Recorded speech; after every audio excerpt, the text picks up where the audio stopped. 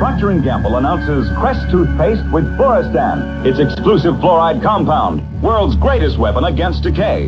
Look, Mom, no cavities.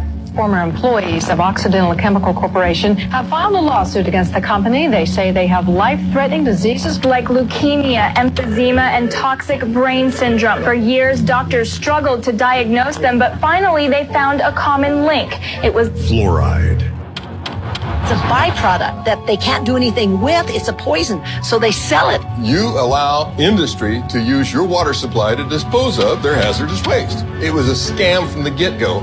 It is a means of getting rid of fluoride. It's a disposal mechanism. It's bizarre. Fluoridation is the worst recycling practice in the world. So, you're Alcoa in the 1930s, a giant corporation that makes products out of aluminum. And honestly, you've created some pretty amazing things. Tea kettles, foil, airplane parts. But one thing that sucks about manufacturing aluminum is that it's a super messy process. Because, guess what? Raw aluminum doesn't come all perfect and soft and ready to be molded into a frying pan.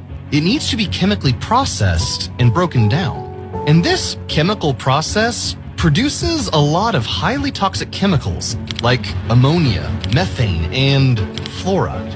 And we're not talking about the natural fluoride that occurs in caves and stuff. We're talking about an artificial, man-made fluoride compound that is way more toxic. Like really, really toxic. Hydrofluorosilicic acid does not occur in nature. It's a man-made molecule. And it eats through concrete, glass, stainless steel, fiberglass, plastic. You name it, it'll eat it. The problem is, it would be super expensive to dispose of this toxic fluoride in a safe and responsible way. So, it's a 1930s factory owner to do. Why not pipe it into the air or dump it in the river?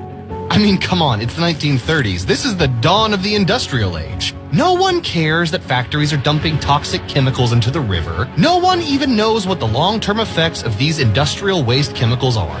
They're too busy making up for prohibition or whatever people did in the 30s. So as the years went by, you continued to flood the rivers with this fluoride waste. And everything was going fine and dandy for decades. Until things started to go south.